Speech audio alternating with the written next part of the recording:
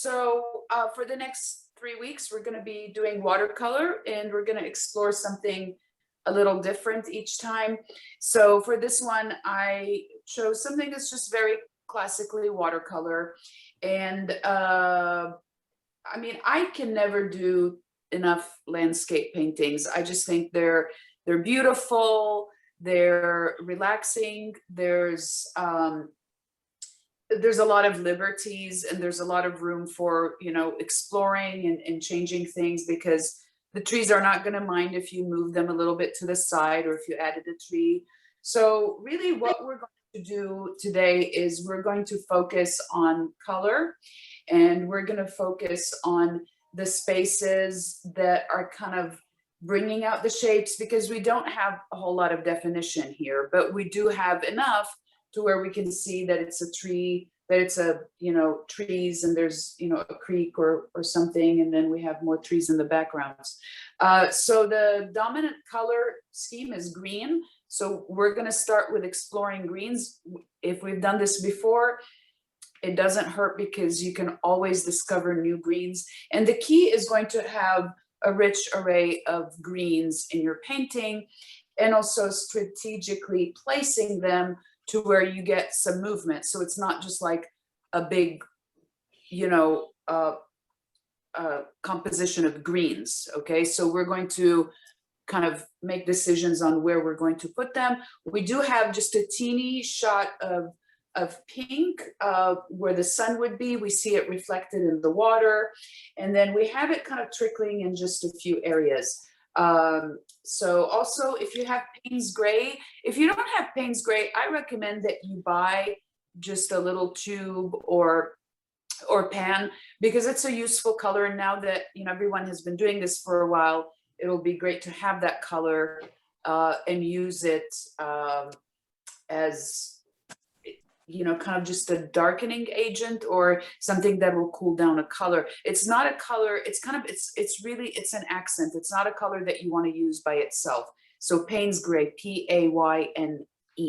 And contact me if you forget the name of it. So that's one thing I would like to see you add, if you can, to your palettes. The other thing I was going to talk about is working on just the very key dark areas that are giving it just enough structure to where we can see what it is. And I'm going to show you some things that we can do with making the branches look realistic, because that's one of the things I see sometimes with landscapes, is that the branches just look a little bit stiff. So that's something we're going to tackle. So let me just check and make sure we have everybody in. Okay, so I'm going to go to my board, and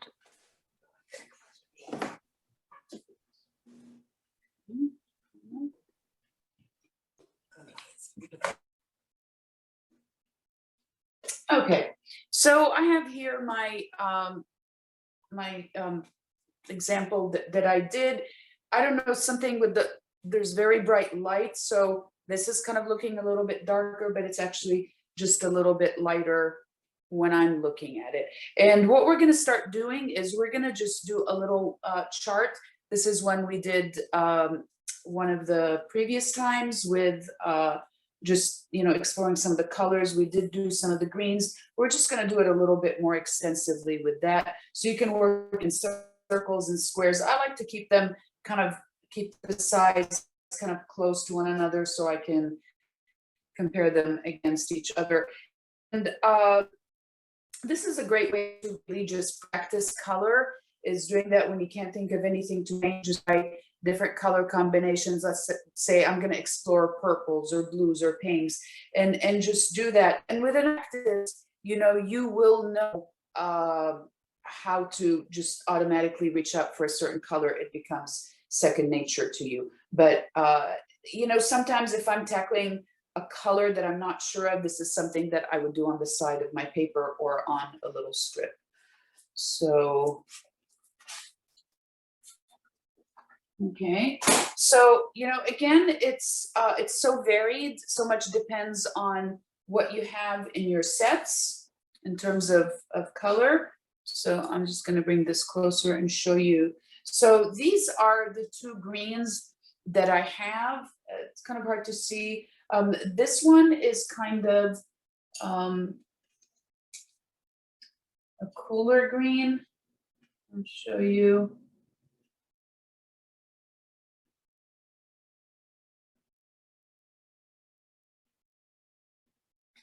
So it has maybe a touch of blue in it. Then the other green that I do have, so this is just these two colors in their just pure format. So this one looks like it has just a little bit more of a yellow. So I would say this is probably the cool green that I have, and this is the warm green. So a few colors that are great to mix with greens. Basically, green is going to take any color that you add to it, assuming that you don't add, way too many colors, and it will kind of give you a shade of green because it's quite a strong color. It's got, the two primaries. It's got blue. It's got yellow. So it does have, substance to it. And depending on the green that you use, you're going to get different results. So I'm going to start with this cool green over here, which is this one. And I am going to put some in my palette.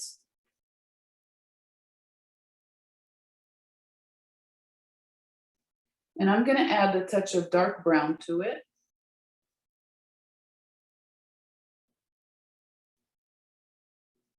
So I'm getting now a really pretty kind of, army green or almost a forest green. Now I'm going to try that same green with a different brown. So I'm going to use now just a more golden brown.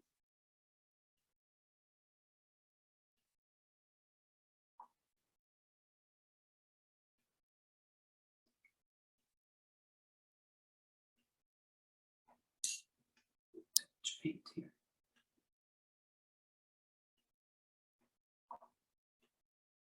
So I'm just getting a slightly brighter version of that color.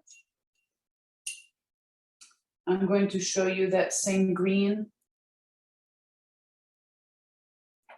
with almost a brick brown, almost like a terracotta.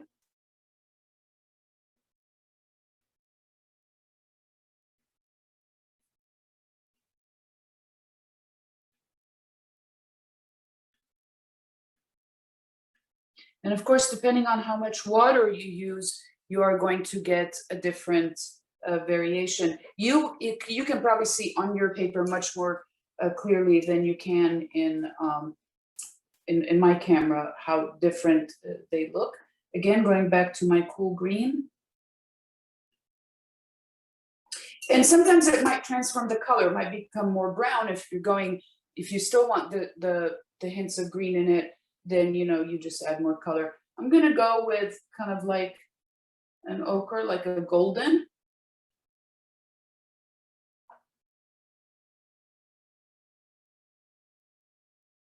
So now I'm getting more of an olive.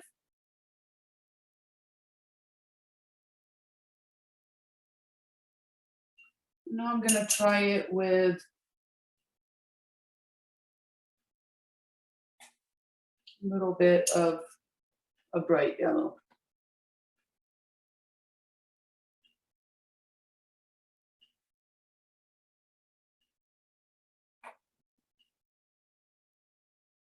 And now I'm getting like a really bright grass green.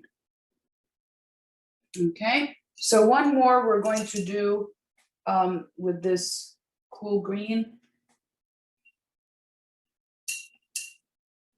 is I'm going to mix it with a little bit of orange.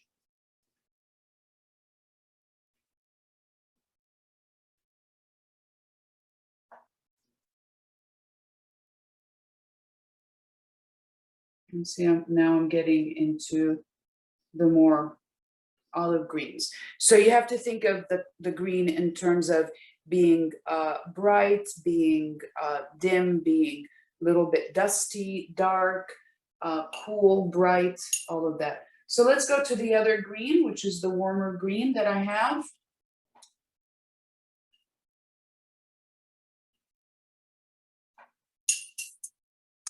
And since this one has a little bit of that olive, I'm gonna go in a different direction. So I'm gonna start adding just a little bit of blue to that green.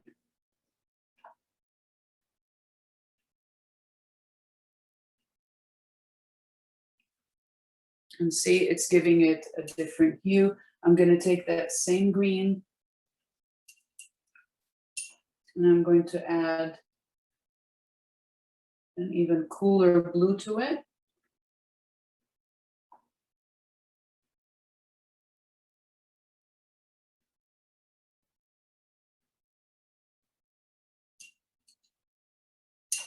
I'm going to take that same green and I'm going to add a little bit of this almost blue-green color. And now I'm entering the turquoise. So turquoise is basically blue and green together. So this is a very blue turquoise. If I add a little bit more green to it,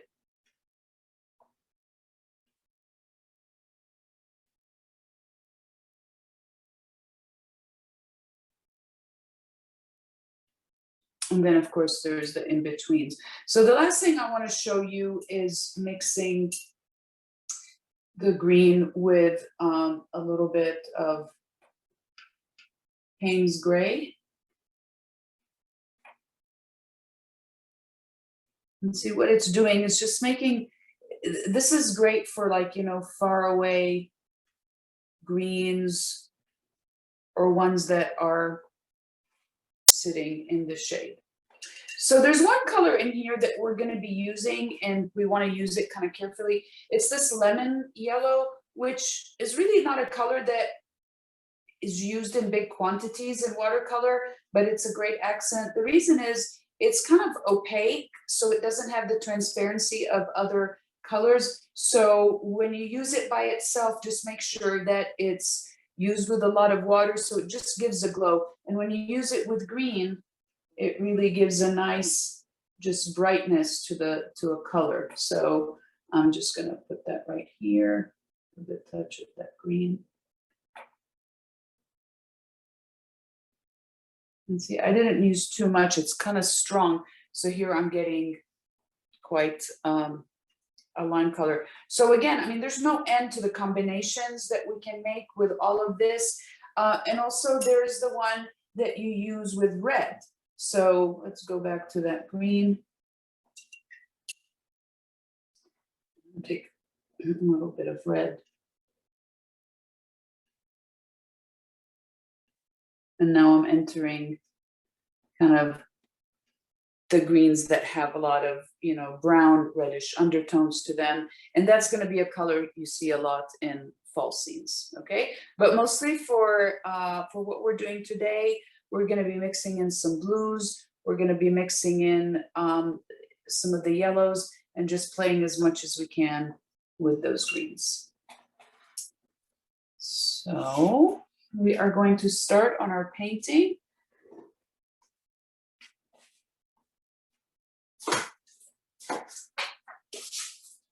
Okay, so the composition is really quite simple. So what we have is we have the sky, we have the middle area, and we have the water. So what I like to do, just so I can make sense out of my areas, is even though this is not tricky and you know, if one area is larger than it is in the picture, it's not really going to affect it. So I'm going to start by just doing those separations.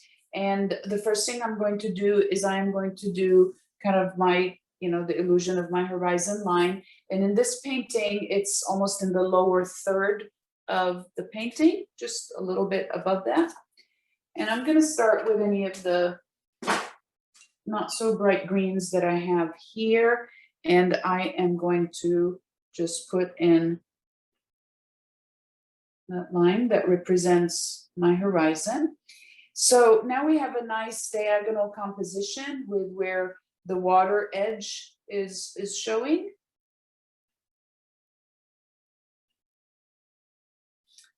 And then this up here is my sky, and we're going to have the trees. So going further with this, I'm going to give each one of these spaces, I'm going to give just a very light wash of color.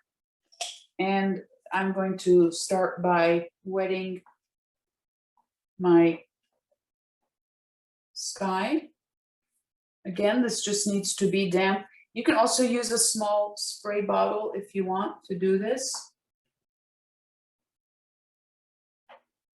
Just like a small one. Don't use a big one because it will puddle.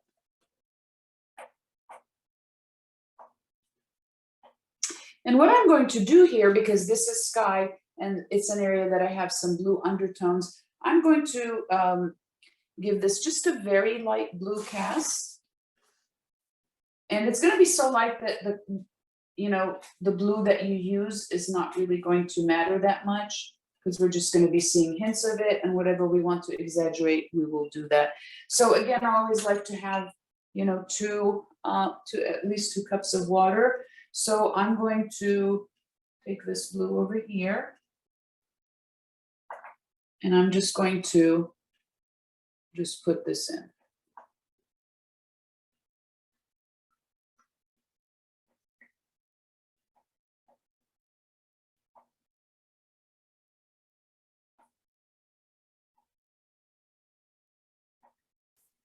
Again, it's going to be really light, and the areas that I want to strengthen, make more blue, make more turquoise, I can do that. But for me, visually, it helps me get my painting started. So with the middle area, I'm going to go with just, any of these greens that I have. And the reason I'm doing wet on wet is that when I start adding in my trees and stuff, I want a little bit of dampness. So it's not going to be like completely wet on wet, but it's going to be wet enough to where the colors are just going to play around a little bit. So I'm going to just use up any of these greens that I have.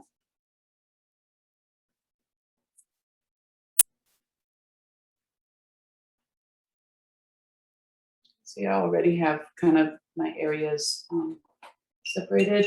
And actually on the bottom one, I feel like the shot of yellow here is kind of dominant. So what I'm going to do is I'm just going to take some of that pale,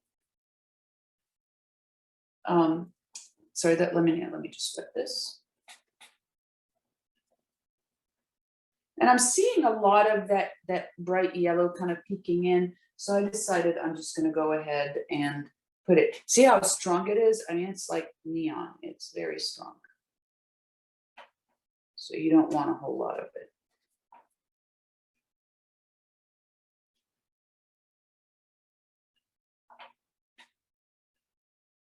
Okay, so I have all of my areas covered. So one of the first things I want to do is I want to mark where those pinks are going to be, because they're a slightly different color family than everything else I'm working. And I want to make sure that I have the space for them. So whenever you're doing a painting that has one color that you have very little bit of it, you want to honor it. You want to make sure that just it has a place that it's kind of protected. So what I'm going to do is I am going to, you can do a pink, you could do a red. And I'm just going to just put it in here. This is brighter than what's there, but I really like this color. And then I'm going to kind of sweep some of it in down here. Okay, and what I'm going to do next is I'm going to take just a little bit of orange. And I'm just going to edge it with the orange. Okay, and then I'm going to take my brush with water, and I'm just going to kind of let this kind of just play around.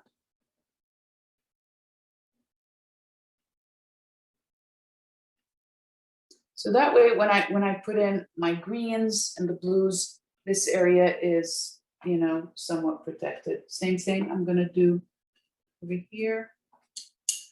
Just taking a little bit of that orange. So I'm using the orange to kind of just border that color.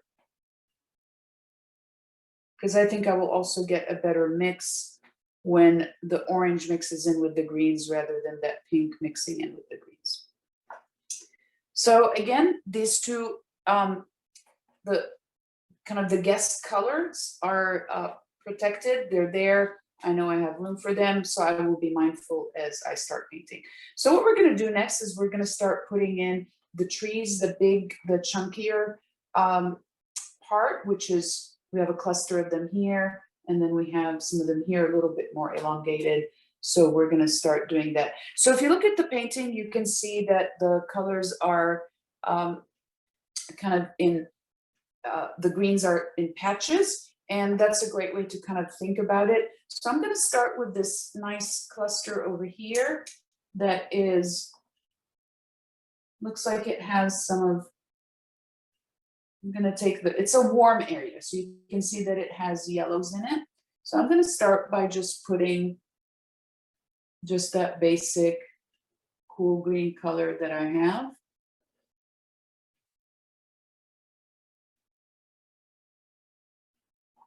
I'm going to take a little bit of the lemon yellow and just drop it in. So right next to it, you can see that we have a cooler green. So I'm going to take my cool green. And I think the cool green is really the one green that I probably just cannot use as is. So I'm just going to take a little bit of blue. And I'm going to put, now if the area feels dry to you, then you can just add a little bit of water. And you can see in the picture there, I mean, they're not completely mixed in. You can leave some of the light, you know, the wider gaps of color. I'm going to let some of them creep in to the bright green. So we're moving in, we're getting a little bit more of an olive. So I'm going to try to use what I did to mix. So basically to get the olive, we're going to use a little bit of, you know, a brighter, a warmer brown, like maybe like a golden brown, maybe a little bit of orange, but I do have that color. So I am going to just put it. And do make sure that you leave some spaces because that's going to make the trees, you know, look like they're breathing. And then I'm getting more of like a forest green. So again, I'm going to my cool color. I'm going to put a little bit of blue. And I'm going to put a little bit of Payne's Gray. If you don't have Payne's Gray, just use a dark brown. I'm getting quite a deep green. And I'm just going to kind of help it spread around by just adding a little bit of water. And kind of let it peek in, go visit the other colors. That's totally fine.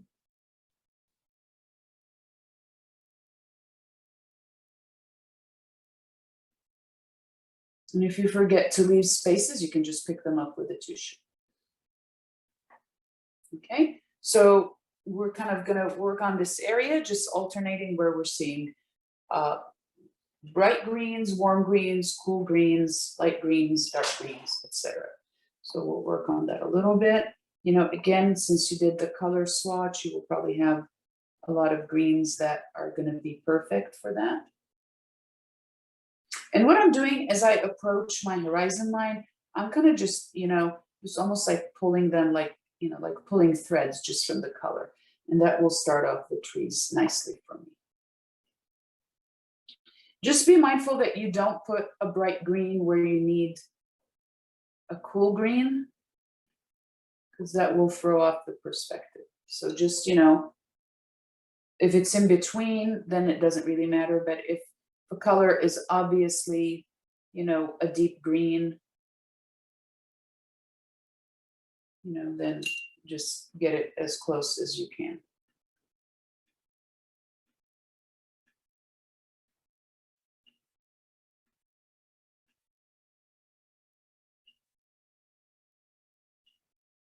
And remember, this is not a final step. We're going to be going, we're still establishing the areas.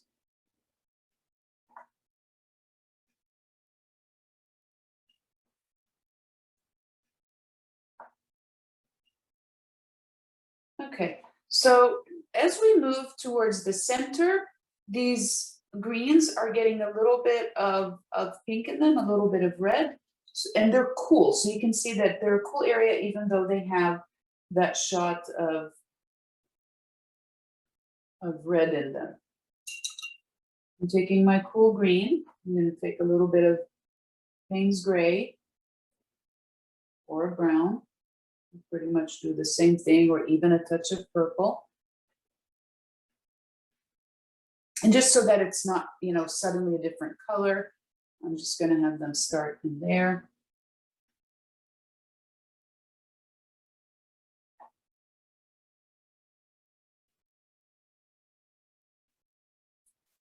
Again, if the area is dry, just add a little bit of water. I'm going to take a drop of that pink or red, and I'm just going to drop it in with those greens.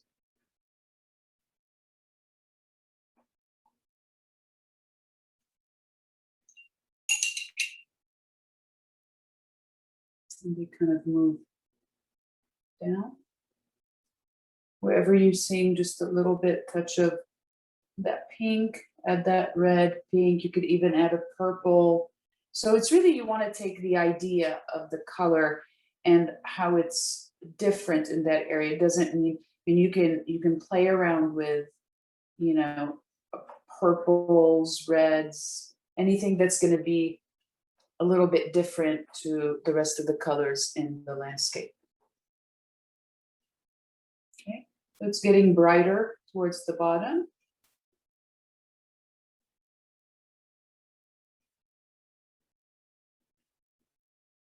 And also deeper.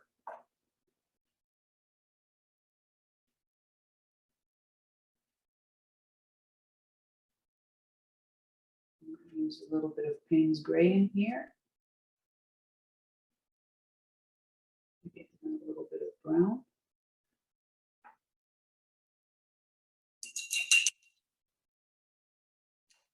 This turned out a little too strong, so I'm just going to mix some water.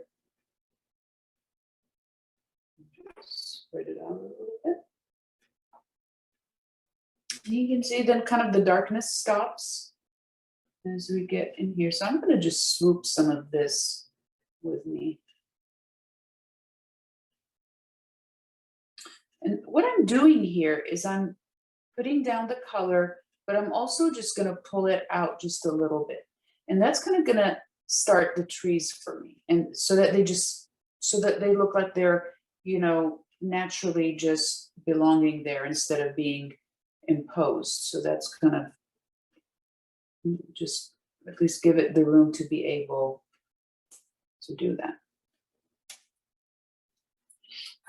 Okay. So we are going to tackle this area now, which seems to go from cool, almost see like a C here that's, you know, cool, then it gets bright, and then it gets really dark over here. So we're just gonna, you know, again, any greens that you have that can work, you can put them in. And realize that in this section, the colors are, they're kind of just a little bit more connected than the leafy part up there. So just be mindful of that.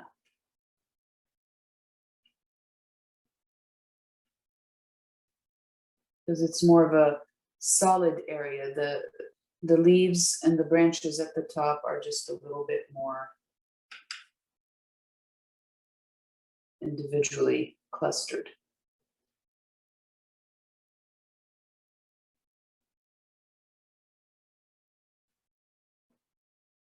I don't have as much bunching.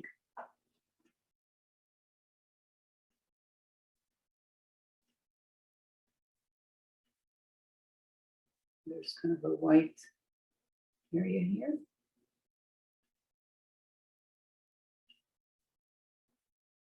It's getting a little bit more blue over here, so I'm just going to add a little bit of blue, get some brightness.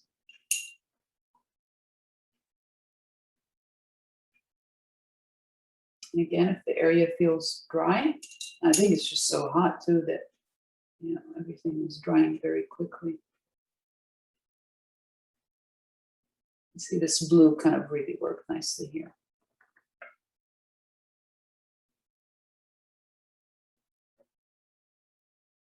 And since I'm working on that blue, so, you know, again, if you have a blue green, like I'll show you this one.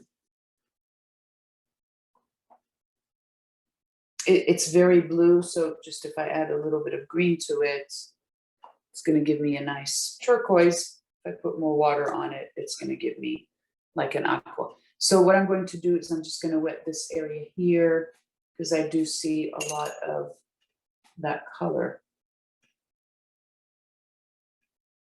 And sometimes I'll be working on a color and then it's like, oh, I see it over here. So, and it kind of trickles through.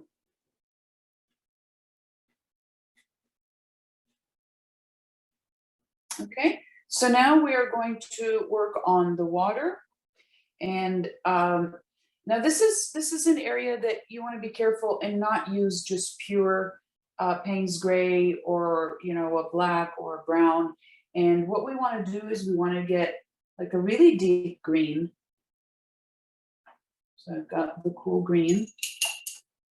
And then I'm going to add the Payne's gray to it. So I'm getting a really nice deep color. So you can see it's grayish, but it still has a lot of green in it. And it kind of goes down on the diagonal. Now I would like this to be a little bit more gray in some areas. So I am going to take the Payne's gray and just add it kind of to the color, almost mix it on the spot, and then add more water and just kind of just let it trickle just a little bit.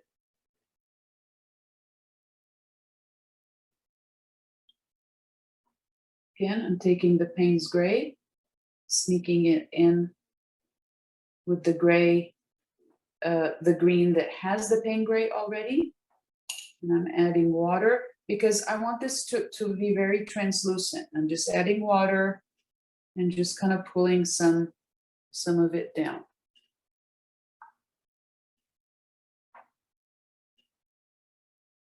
And this is all just from the Payne's gray that I had mixed in here. And I'm just going to continue adding water to my brush because I just want touches of it. Because especially with the water, you know, it's hints of color.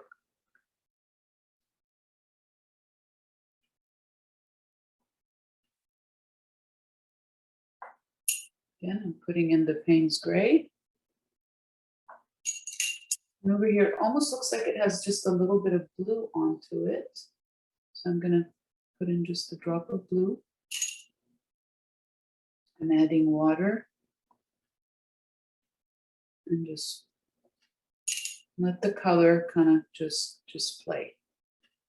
So again, I have very light washes of that color. So you can see the different treatments we're doing in this painting. So this painting is very simple, but it really has some carefully thought of applications of the watercolor. So on the top part where we're doing more of clustering the different shades, here they kind of blended in, and here it's just like whispers of color. So you've got the very light color of the water, then we have the dark edge, and we just very slowly just pulled in some of it into the water. And again, you know, these are techniques that take many years to get just right, but these are things that I always like to give you ideas of things that you can play with. Okay, so now we are going to put in the trees, which is where a lot of the definition is happening. But, you know, so far you can, this is the point where you kind of look at it and think, okay, do I need to fill in more green? Does it look like it's breathing? It should have some breathing room, okay? And that's one thing you want to look at. If it doesn't at this point, that would be a time to maybe redo it or pick up your brush with water and just gently start picking up some areas, just so that you don't have too much green all at once in the same area. Okay, so I'm gonna do these two trees over here. I'm gonna go back to that dark green that I used. And see these, kind of have height to them. And they have like the dark green on one side, and they have the brighter green on the other. And they kind of talk to each other a little bit, blend in.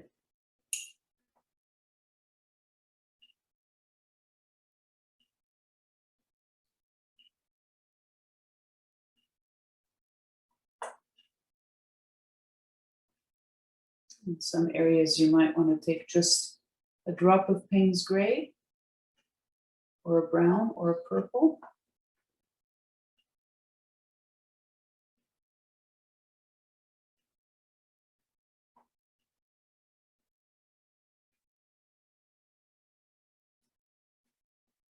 Got a dark cluster in here.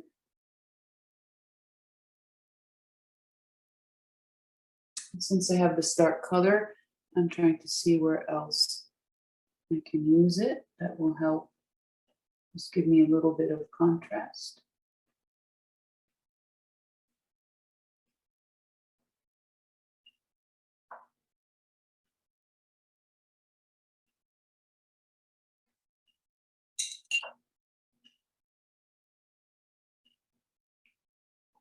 Okay. So next, I'm going to start working a little bit on the trunks and the stems. So this is one thing I kind of wanted to show you. When we started kind of pulling out some of the color, that is a great way to do a very bushy, kind of very tree heavy landscape. So I'm going to get a thinner brush. Now I already have that kind of started. So I'm going to take a little bit of brown. Now, choosing to put the brown instead of Payne's Gray is giving me a little bit of variety. And it's also giving the trees just more of their individual identity, because we know that up close they would be brown. In the painting, they have a lot of greens mixed in with them. So always try to give just a hint of the original color, even if you're stylizing. So what I'm going to do is I am going to start with this tree, which is quite obvious to me. And just in this little nook. And again, the lines do not need to be straight. And I'm just going to pull it as long as my brush will allow me. Okay, so that's starting it. Again, I'm going to go back to that brown with a little bit of green.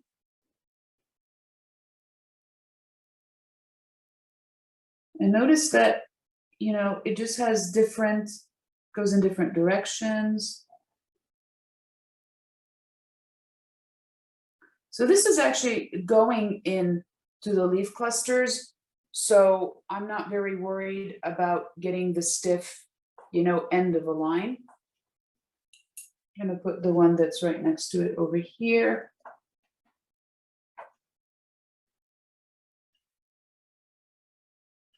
I'm going to start it off from in here.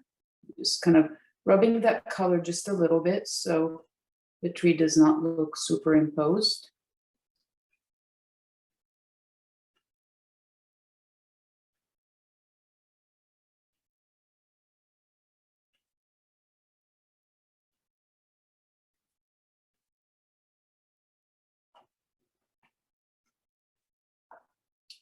So now we're going to do just a little bit of the ones that kind of are trailing in and just show you. So I want you to take like the thinnest brush that you have, along with one so this is like the really thin one. And I'm going to keep them both like handy with me because I'm going to be using both. So I'm going to start with the slightly bigger one. And I'm going to add a little bit of Payne's Gray, a little bit of brown to this. A little bit of green. Okay, and I'm gonna do kind of just these that go up over here. So what I'm doing is I'm putting in the beginning of the line, and then I'm taking my thinner brush and I'm just taking water, and make sure that you know your brush is not dripping. And then I'm gonna pull that.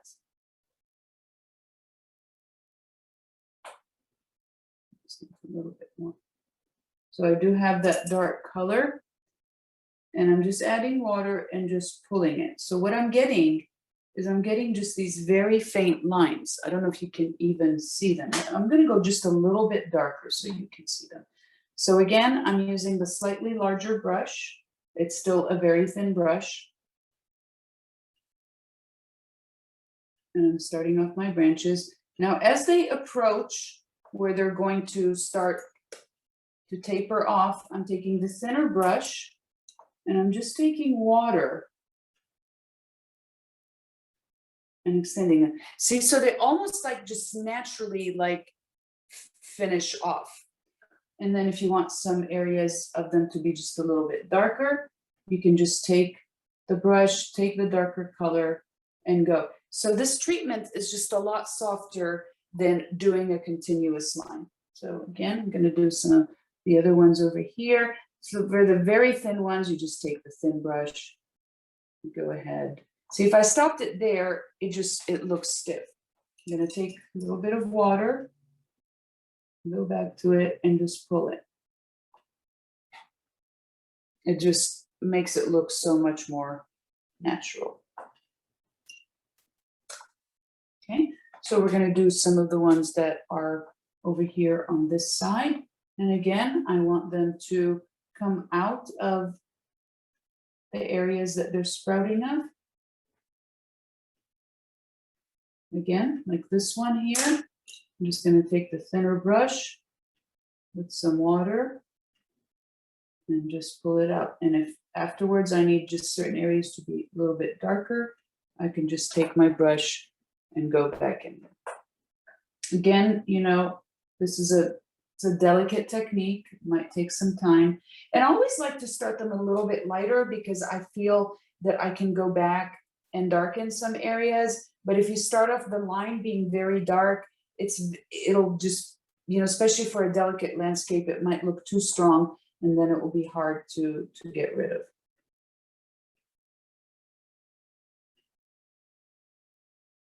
Again, trying to blend it in with the area that it started from.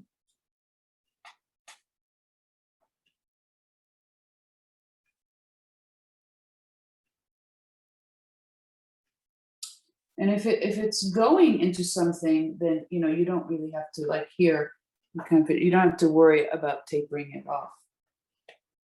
You do see this? I have a little puddle here, which is just perfect for me to take some of them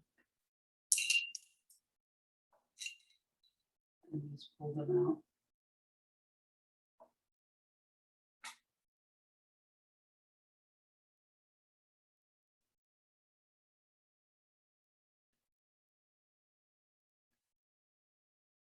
Okay, yeah, it's a really kind of just a small and simple thing with just adding the water to the edges, but I feel that it makes a big difference.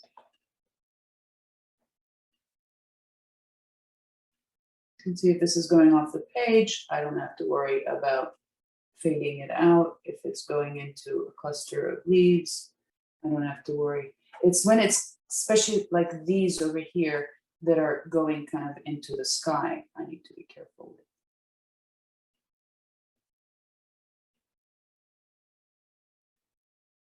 See, like here, I'm just going to take.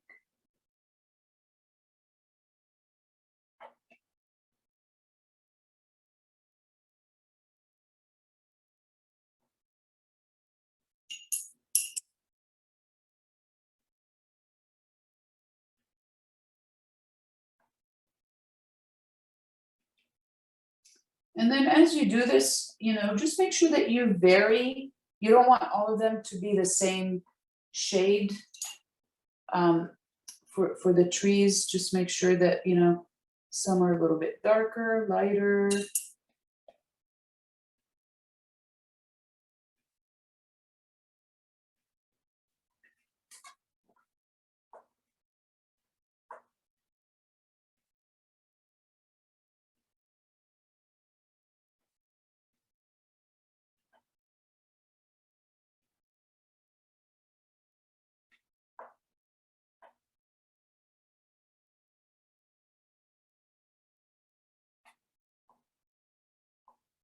Okay, so even though this is a simple landscape, it's one that just, you know, it's going to need some time afterwards. I'm seeing kind of just almost some grassy little textures here. So I'm going to put them in. I'm just kind of showing you everything that you are going to be coming across in here. So again, when I'm doing these grassy areas, I'm pulling them out of the colors that I already have in there.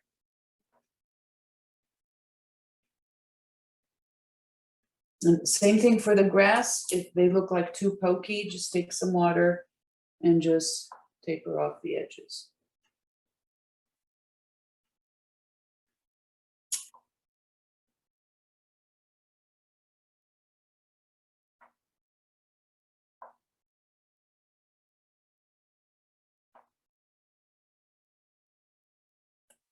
Okay, so one more thing I want to show you with this is kind of how to highlight just some of the spaces that are in there, like the white areas. So what I did is I went back to that green, and I'm going to make it like really dark. So I'm going to put Payne's gray.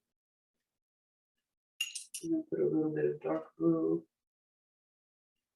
Just to make sure it did not get turned into a different color.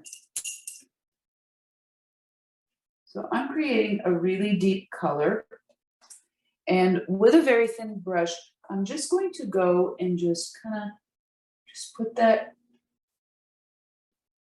on just part of the edges. Now you see how that is creating a contrast area, and then I'm just gonna just take some water around the edges and just soften it. So this is great. So it really, because when the light comes through, it's going to create a sharp contrast, like up over here. So I'm just taking that dark color and I'm just putting it, you know, just partially in that area. If it looks too strong, just take a little bit of water. But you still want the edge to have that dark color to it. And since I do have this dark color, I'm going to go in to some of my branches and trunks and just give them a little bit more darkness. Another thing I'm going to do is I'm going to take some of it, especially over here, it almost looks like a slight speckled effect. You know how I like to do that. And if you're not sure, just, you know, practice it on a piece of paper.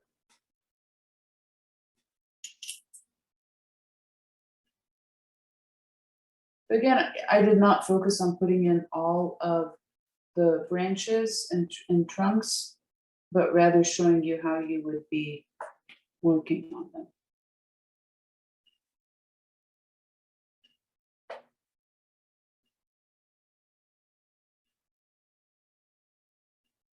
I'm gonna have like these here. Water. Take them off.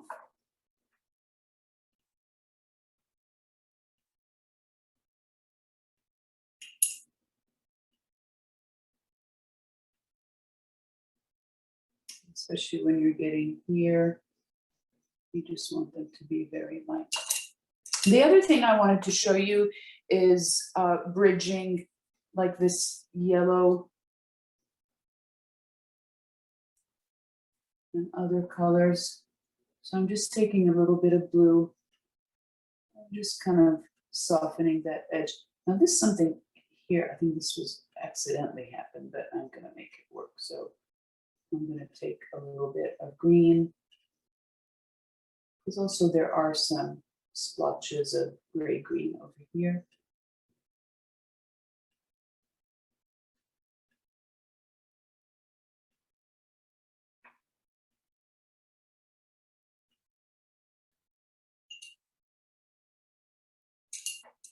So really all the rest now is going to be, you know, just adding color in the areas. Just be mindful of the areas that you do want to have breathing or keeping almost white. But I can see that there's quite a few areas that just need just more color in general. Like in here.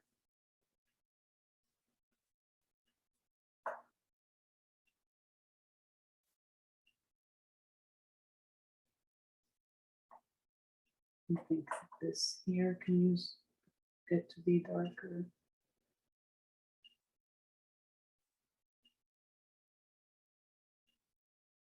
And see, once you have enough color ground, it becomes really fun to just start adding color. And it's almost like most of your work is going to be with just putting down the basic colors, because the rest will really just, with very little, you're gonna get a lot of definition.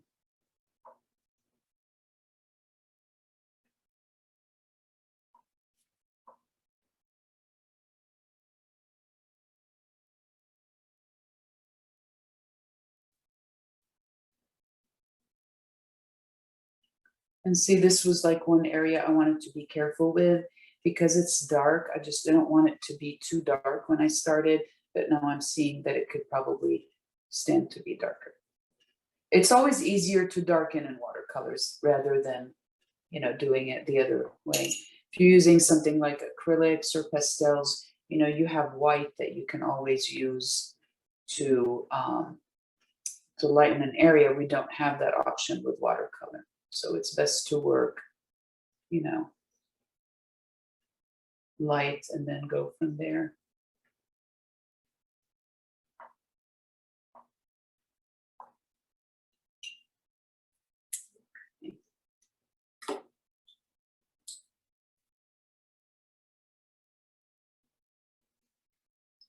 A little bit closer.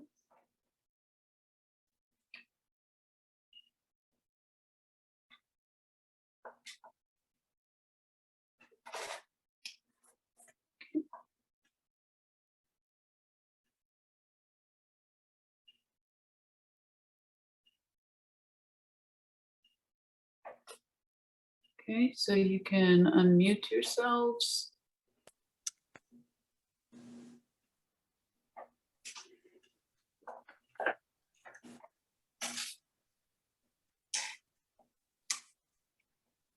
So I always like to look at the two that I have from our session, because I have the one that I would have done earlier, and then the one that I do with you. So what I like about the one I did with you in class is I think I was more mindful of the breathing areas. So I think as it moves along, it will have just a little bit more contrast than the one I did earlier. I just feel that it has a better chance of doing that. I'm also trying to think, and I think I like kind of the olive aspect. So what's going to happen with a painting like this is that depending on what you're drawn to, I mean, some people will have theirs look a little bit more blue-green. Some might have theirs be a little bit more olive. Some will just try to look for, like me, I'm always looking to see where pink and turquoise are, and I would have that a little bit exaggerated. So what did we all think? Can I see? Okay, Lisa, let me see. Great, that looks beautiful, wonderful. Phyllis, can I see? Very nice, great, looks, yeah, Sharon? Mine's not very good. I think I'll start over a bit. And I used a big piece of paper. Oh I don't yeah, know if you can that's see anything, time, but but it's a great. it's all blotchy and everything. That's You know, okay. because when I try and follow you, it's so fast. That I know.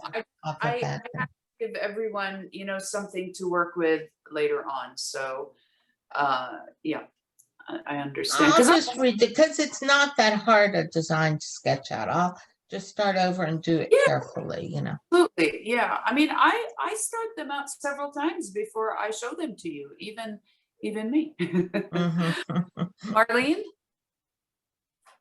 can you unmute yourself? I can't hear you. I have no trees yet, but I have. Okay, but it's a great start. Yes. Yeah. Yes, and the sun is excellent. Yes. Carol? I didn't do it the way you did it, but so what? Okay. Good though. Looks good. I couldn't put the trees in because the water's, it's wet. Yeah, it's so wet. Yeah. Yes, Yeah. And it's that's hot. And being left-handed, your hand is on top of it. So that's why I can't put the trees in. okay. That's a good reason. Well, you know, the left hand curls around. I have the same issue, Marlene. I think there's left-handed, and Lucia, you're left-handed too, right? I'm right-handed. I did it this morning my own way, and when I come on Zoom, I'm watching you because your technique is totally different from mine, and I was just mesmerized again. I'm gonna start over. Okay. It's basically Yeah. when I downloaded. I have a lot of purple on my computer for some reason. I don't know why, but I'm trying to do the greens here. I don't know if you can see it. You know, again, I mean, there's more than one way to do things, and you know, if sometimes I do a piece or a similar piece, like, you know, a little bit later, and just figure out a different way to do something. The end result is that, you know, you want to have your colors, you want to be able to control your colors. So it really doesn't matter how you do it, as long as you're able to control them, as long as you are keeping your, you know, something like we wanted to be mindful of was just, even though it's like such a small amount of pink, but we really wanted to protect it. We also want those breathing spaces in the leaves, just so that it looks like it has movement, because that's one thing with the landscape, is that you want it to feel alive, and you want it to have almost have some slight motion to it. You want to be able to feel that. So again, you know, there's so many ways to go about something. I always, when I have time, I look at, you know, YouTube videos and just try to see how other people do things. I mean, I might think like, oh my God, my brain can't do that. For me, a lot of things that I do is because it helps me wrap my brain around something. The times that I've had to, with commission works, had to do something very complicated, and I just don't have that mathematical brain, I had to come up with ways that I can actually figure it out. So, you know, just, you know, explore, look at videos. It's very helpful. And especially if you like the end result. I mean, there's a lot of cheesy stuff out there where somebody's like, I'm going to show you how to draw a cat. And then you see the cat and it looks crazy.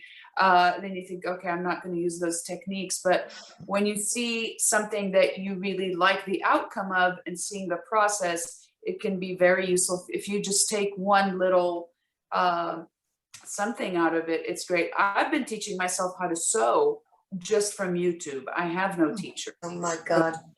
Yeah. I have a question. I'm doing washes just fine, but then when I apply on top of the wash, sometimes you go in and you add water. First of all, your brushes are sitting in the water, which I figured, wow, must be something to it, because I don't, and then I struggle to find a brush and all that. And then when I apply it to, it's kind of dry, and then I added more water and it gets splotchy, and then it becomes, it kind of, the color separates on me, and I get very frustrated. Yes. That typically, but also you want to keep in mind that not all colors behave the same. And you're gonna get that ring. I know exactly what you're talking about, where it separates and then it just leaves like a Ring. ring. So that's probably, your paper is probably too wet to start with. There is a point in the painting where you can't do any more wet on wet. You can just dampen. And what I do, if that's the case, I will not wet the whole area. I will put the color on, and then I will take water and just blend it with its surrounding. Because if the area is dry and you're re-wetting it, it might do that ring thing. Okay. Yeah, when we go back in person, that's something, again, those are like some of the things that is really hard to show you like over video. I'd have to in person to show you what happens in all these scenarios. So that's one thing to look forward to. What is the brand of watercolor you're using? 'Cause you This mentioned it. I'm really liking it. It's they're Winsor Newton. I have Winsor Newton, but they are in a tube, and then I have a whole bunch of it from way back, and they're dried. So I'm thinking they're still okay. They should be. So Yeah. this and I think they have them at Texas Art Supply or maybe Yeah, I've on. seen it. I'll send you the link for these. I'm gonna buy it anyway because it would be easy for me to carry it if I'm going to Austin to bring it with me. So just a Yes, small yes. And, copy. the pans are quite a good size. Yeah. And then when I'm Oh. doing portraits, I use Sennelier, which are they're ridiculously expensive, and you just use them with great Which caution. one do you use? I'm sorry, which one? Sennelier, the Oh, the French one. French ones, yeah. I'll send you the link to both. Okay, And awesome. you decide. But for class, I really like these, and Yeah. just for stuff that I'm doing. I've I been mean, going from kit to kit. I use this paint from this kit, then this from the other one, so I'm driving myself crazy. I don't know what color to use. if you look up different brands and stuff, I mean, the really hardcore watercolorists, I mean, they will say like, I will never buy a red, color from this company, like, because they make pigments differently, and you will find that certain brands will have like that color Opera Rose that I just love. There's only like one maker that makes exactly the shade that I want. Yes, that's an Opera Rose. That's acrylic. Yes, and it's very different in watercolor. You will see. I have a pink, very pretty pink one called Holbein Opera. That's also very pretty. It must be Winston. Yeah, that's a pretty one. I have a friend that is a professional painter over in the Heights, Montrose area, and I saw her doing a demonstration the other day of an abstract, and she takes these little plates for the prepared food like they have at HEB. You know how they have the prepared meals? Some of them have the copper interior, and she uses that to mix her colors. And you can just wash them out and use them again and again. Yeah. And it gives you more room. So if you really want to get a good puddle, because sometimes on the little things, I can't get, if it's a real light color, I can't get the right puddle size. Also, ice cube trays are great for that too. Oh, that's a great idea. Just get some from the dollar store. I buy a lot of those things from the dollar store. I go and I just look in every aisle, even if it's not an aisle that I would typically buy anything from. It's like, oh, this would be great for this or that. And then if you don't like it, it's just $1. So yeah. White plastic plates would do it, right? Yeah. But if you want the separation, Yeah. and especially when I use inks, because they're very messy and they run everywhere. So yeah, it just depends.